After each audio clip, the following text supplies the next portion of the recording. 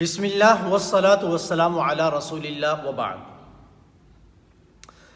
سب سے پہلے تو یہ بات سمجھیں کہ قرآن کریم یہ کوئی قصے کہانیوں کی کتاب نہیں ہے۔ اس کی ہر آیت ہر لفظ اپنے اندر ہزاروں حکمتیں لیے ہوئے سمندر ہے پورا۔ یہ قرآن پاک کے اندر اساطیر الاولین کا لفظ تقریباً 8 دفعہ استعمال ہوا ہے۔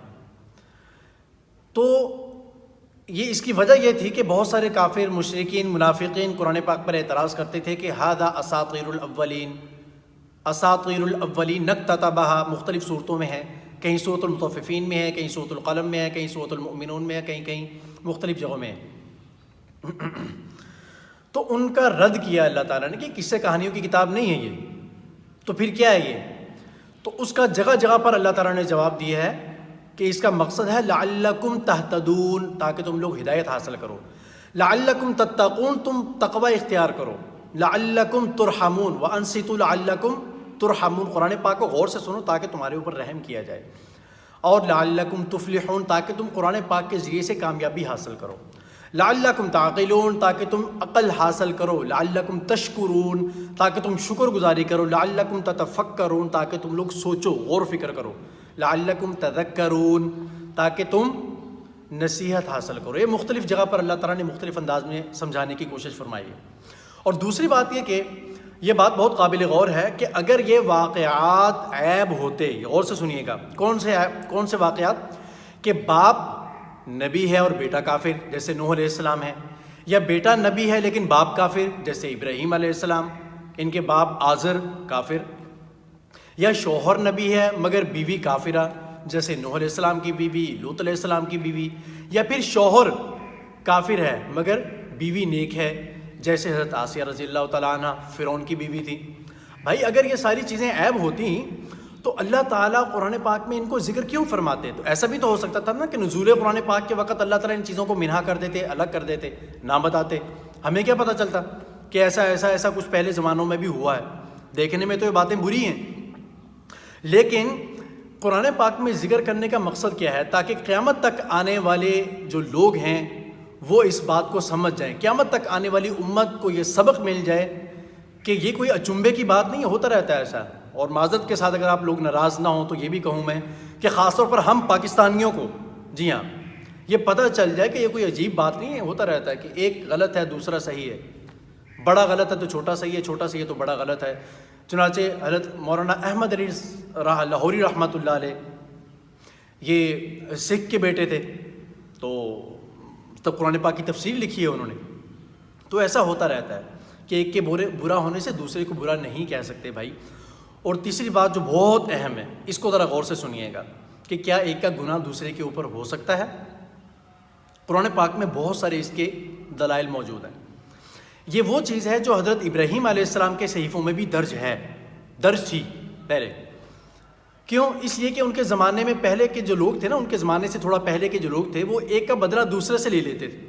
مثلا آقا نے کچھ کر دیا تو غلام کو پکڑ کے قتل کر دیا، باپ نے کچھ کر دیا تو اس کے بیٹے کو پکڑ لیا، بیٹے نے کر دیا تو باپ کو پکڑ لیا، اس طرح ایک دوسرے کا وہ قصاص لے لیتے تھے دوسروں سے۔ تو حضرت ابراہیم علیہ السلام نے اس بات سے منع فرمایا۔ چنانچہ قرآن پاک میں بھی بار بار اس بات کا تذکرہ موجود ہے۔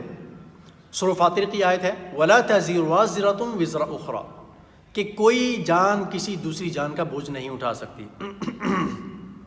آگے کیا ہے؟ وَإِن تَدْعُ مُثْقَلَةٌ إِلَىٰ حِمْلِهَا لَا يُحْمَلْ مِنْهُ شَيْئًا۔ قرآن پاک کی گہرائی دیکھیں کہ اگر کوئی دوسرا چاہے گا بھی کہ اس کے گناہ میں سے کچھ لے لوں، یا وہ چاہے کہ میں اس کو کچھ دے دوں، شیئن کی جو زبر ہے نا، 2 زبر، یہ تقلیل کے لیے کہ بالکل ایک رائی کے برابر بھی نہیں وہ لے سکتا۔ لا يحمل منه شيء ولو كان ذا قربا، اگرچہ وہ بالکل ان کا قریبی بھی ہو۔ اور آگے جا کر آخر میں یہ فرمایا کہ ومن تزکا فانما يتزکا لنفسه، جس نے تزکیہ اختیار کیا، تقوی اختیار کیا، پاک ہوا، گناہوں کو چھوڑا، اس کا تزکیہ اس کے اوپر ہے، اس کی جان کے اوپر ہے کہ اس نے خود اپنے لیے کیا ہے۔ بات سمجھ میں؟ اسی طریقے سے دوسری آیت ہے سورہ بنی اسرائیل کی ومن ضل فانما يضل عليها، جو گمراہ ہوا اس کی گمراہی بھی اسی کے اوپر ہے، دوسرے کی پکڑنی ہوگی۔ بات سمجھتے ہیں؟ اسی طریقے سے بہت ساری آیات ہیں جن میں اللہ تعالیٰ نے نبی صلی اللہ علیہ وسلم کو یہ مخاطب کر کے فرمایا وما انت علیہم بوکیل وما انت علیہم بحفیظ ان الینا ایابہم اور سورۃ غاشیہ کے اندر ہے ان لست علیہم بمسیطر، کہ آپ ان کے اوپر دروغہ یا نگہبان نہیں ہے کہ بھائی یہ کام کرنا ہے تو کرنا ہے. باپ نے بیٹے کو سمجھا دیا بیٹا داڑھی رکھنی ہے، وہ نہیں رکھ رہا تو وہ پستول لے کر نہیں کھڑا ہوگا کہ یہ رکھو ورنہ گولی آئے گی. تو یہ خطاب تو اللہ تعالیٰ نے نبی علیہ السلام کو فرمایا کہ لست علیہم بمسیطر، آپ ان کے اوپر اتنی دروغہ نہیں ہیں. آخر میں کیا فرمایا؟ ان الینا ایابہم، یہ ہمارے پاس آئیں گے، ثم ان علینا حسابہم، پھر ان کا حساب لے لیں گے ہم. بات سمجھتے ہیں بھائی؟ اب آگے دیکھیں، یہاں ایک بات بہت زیادہ ذہن نشین فرمانے والی ہے، وہ یہ ہے کہ جو لوگ گمراہ کرنے والے ہیں، ان کے گمراہ کرنے سے جو گمراہ ہوئے، ان کا بوجھ انہی لوگوں کے اوپر آئے گا جنہوں نے ان کو گمراہ کیا ہے. جیسا کہ آج کل سوشل میڈیا پر بہت سارا چل رہا ہے. بات سمجھتے کہ نہیں سمجھتے؟ اس کی دلیل سورۃ العنکبوت کی آیت ہے، 13 نمبر آیت ہے، وَلَيَحْمِلُنَّ أَثْقَالَهُمْ وَأَثْقَالًا مَعَ أَثْقَالِهِمْ. سمجھتے ہیں کہ یہ جو لوگ دوسروں کو گمراہ کر رہے ہیں نا، یہ اثقالہم اپنا بوجھ بھی اٹھائیں گے، وَأَثْقَالًا مَعَ أَثْقَالِهِمْ اپنے بوجھ کے ساتھ جن کو انہوں نے گمراہ کیا ہوا نا، جو بیچارے جن کو پتہ نہیں ہے، جھوٹی باتیں بنا کر ان کو سنا رہے ہیں اور وہ پھر دوبارہ بڑوں کے خلاف کچھ نہ کچھ بولتے جا رہے ہیں، یہ بھی ان کے اوپر آئے گا. پھر دیکھنا بنتا کیا ہے. خیر بہرحال تو آخر میں کیا فرمایا؟ وَلَا يُسْأَلُونَ يَوْمَ الْقِيَامَةِ عَمَّا كَانُوا يَفْتَرُونَ. جو یہ بہتان لگاتے تھے نا دوسروں کے اوپر، یہ اللہ تعالیٰ فرما رہے میں قیامت کے دن پوچھوں گا. اب ایک اور حدیث بھی سن لیں، ترمذی شریف کی حدیث ہے کہ انسان کے جرم کا وبال اسی کے اوپر ہے، نہ بیٹے کا باپ کے اوپر ہے اور نہ باپ کا بیٹے کے اوپر ہے.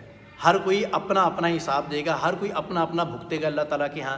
تو اس لیے میرے بھائی میں بڑی معذرت سے عرض کرتا ہوں اور بڑی محبت سے عرض کرتا ہوں، ٹھیک ہے، یہ کہنا کہ اس کے وجہ سے اس کے باپ کو سزا ملے گی یا دوسرا اس کی وجہ سے گناہ گار ہوگا، بیٹے کو یہ نہیں سکھایا تو باپ ایسا تھا، باپ نے یہ نہیں کیا تو فلاں نہیں کیا، بھائی یہ مسئلہ نہیں ہے.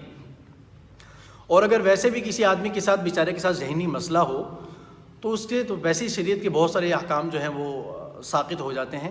بہرحال میں نے اپنی طرف سے تھوڑا سا سمجھانے کی کوشش کی ہے. اللہ تعالیٰ عمل کی توفیق نصیب فرمائے، اللہ تعالیٰ عمل کرنے کی توفیق نصیب فرمائے، اور ہمیں خام ایک دوسرے کے اوپر غیبت، بہتان بازی اور یہ نکتہ چینی کرنے سے اللہ تعالیٰ ہماری حفاظت فرمائے.